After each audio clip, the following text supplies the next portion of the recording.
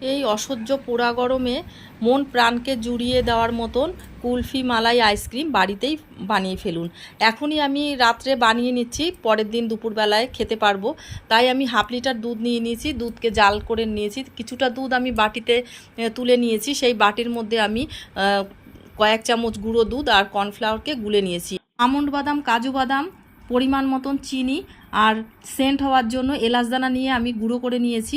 আর এদিকে আমার দুধটা অনেক টেনে এসছে, এর মধ্যে দিয়ে দিয়েছি আরও টেস্টফুল হওয়ার জন্য কনডেন্স মিল্ক 1 চামচ।